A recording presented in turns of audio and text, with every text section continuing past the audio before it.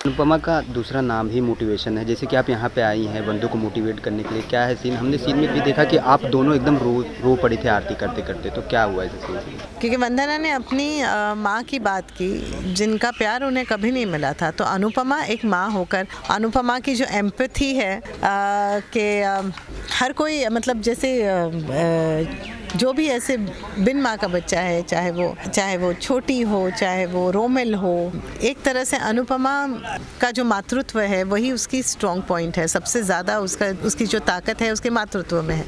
सो एक तरह से वंदना के साथ कनेक्ट किया कि उसकी माँ नहीं थी, ये नहीं है, ये ज़रूरी नहीं है कि हम अगर वो मेरे बच्चों की उम्र की ना भी हो तो भी एक वो जो एक इमोशन है उससे कनेक्ट किया अनुपमा ने, इसलिए हम दोनों रो पड़े। तो हाँ, आप कह रहे थे कि एक तरह से यहाँ पर वंदना को मोटिवेट करने आई थी, शायद माता रानी ने भेजा था वंदना को मोटिवेट करने के लिए। उससे कुछ सवाल थे जीवन के, उन्हें सुलझाने आई थी अनुपमा। जितने भी डीकेपी के शो हैं जहाँ पे मोटिवेशन का नाम आता है वहाँ पे अनुपमा की याद आती है, क्या कहना चाहेंगे इसके बारे में?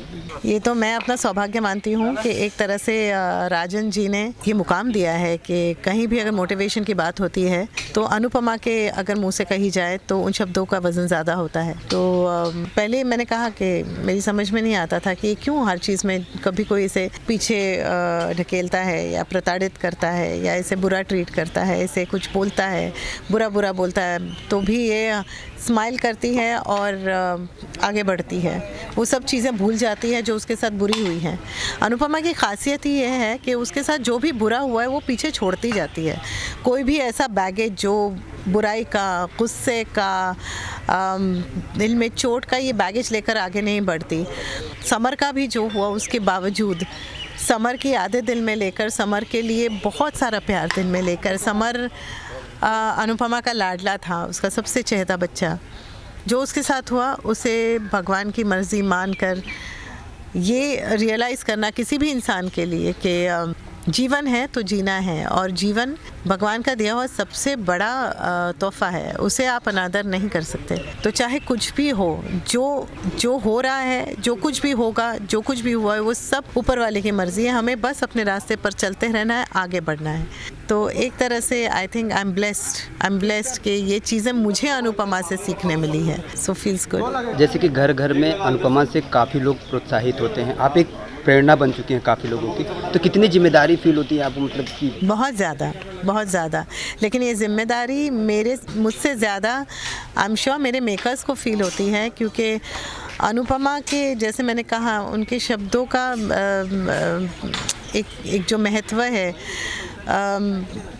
वो उसे बनाए रखना, मेकर्स, राइटर्स, डायरेक्टर्स, इनके ऊपर ज़्यादा प्रेशर होता है। मैं तो एक्टर हूँ, मुझे डायलॉग्स बोलने हैं, हाँ, एक फ़ील करके बोलती हूँ और कोशिश करती हूँ कि एज रूपाली गांगुली भी उन सब चीज़ों पे अमल करूँ जो अनुपमा सिखाती है। So it means a lot. या फैंस के लिए यानी मैसेज जाते हैं? थैंक यू सो मच इतना सारा प्यार देने के लिए। हमेशा की तरह वही कहूँगी, बी काइंड टू एनिमल्स। अपने आसपास, अपने घर के आसपास जो भी जानवर हैं उन्हें प्लीज़ रोटी खिलाएं। अभी ठंड का मौसम आ रहा है तो प्लीज़ अपने कंपाउंड में कहीं पर एक छोटी सी जगह में उन्हें शेल्टर दें। एंड बेज़ुबान बोल नहीं सकते पर उन्हें भी भूख लगती है, उन्हें भी ठंड लगती है, उन्हें भी चोट लगती है। तो प्लीज़ अगर हो सके, अगर आप लोग कहते हैं आप लोग अनुपमा से जुड़े हैं या रूपाली से जुड़े हैं, तो प्लीज़ इन बेज़ुबानों का ख्याल रखें। और अनुपमा को प्यार देने के लिए टीआरपी चाहे ऊपर नीचे हो, मैं जानती हूँ आपका प्यार बरकरार है और हमेशा रहेगा। उस प्यार के लिए बहुत बहुत बहुत धन्यवाद। For top serials on sets to personal interviews and fun segments with actors, subscribe to Telebytes right away.